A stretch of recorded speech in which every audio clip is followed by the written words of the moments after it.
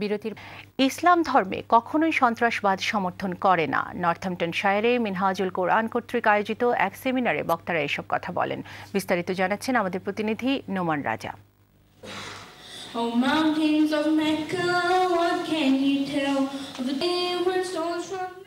Islamic মূল্যবোধ ও British সংস্কারের যথাযথ অনুশীলনী জঙ্গিবাদী মানসিকতা থেকে মানুষকে বাঁচিয়ে রাখতে পারবে।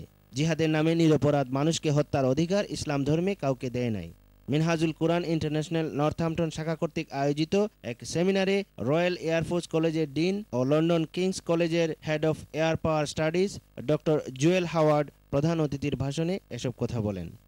রবিবার দুপুরে নর্থহ্যাম্পটন একাডেমি অডিটোরিয়ামে আয়োজিত tackling extremism and promoting piece and integration শীর্ষক সেমিনারে মূল আলোচক ছিলেন সোহাইল আহমদ সিদ্দিকী। তিনি ডক্টর তাহিরুল কাদরির সন্ত্রাসবাদ সম্পর্কিত ফতোয়ার কোরআন হাদিস ভিত্তিক বিশদ বিবরণ দেন।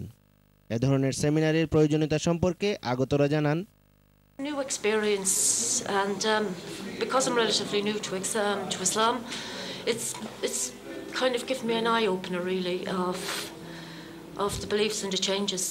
This kind of seminars, conferences definitely help us integrate with everybody. Everybody understands English. Everybody. এই আয়োজনের মাধ্যমে সমাজের বিভিন্ন ধর্মের মানুষের কাছে ইসলাম ধর্ম সম্পর্কে ভ্রান্ত ধারণা দূর হবে বলে মনে করেন আয়োজকরা। দেওয়া হয় কোনোভাবে না কোনোভাবে মুসলমানদের সাথে টেরোরিজমের একটা রিলেট করা হয়েছে এবং ইন জেনারেল সেটার সাথে রিলেট করা হয়েছে ইসলামের সাথে। তো লাস্ট 4-5 ইয়ার্স ধরে একেবারে 9/11-এর পর থেকে আমাদের মিনহাজুল কোরআন টায়ারলেসলি কাজ করে যাচ্ছে, যারা যেখানে আছে কাজ করে যাচ্ছে যে ইসলামের সাথে টেরোরিজমের কোনো সম্পর্ক নেই সেটাকে প্রপাগেট করার জন্য। নোমান রাজা, চ্যানেল এস নিউজ, নর্থহ্যাম্পটনশায়ার।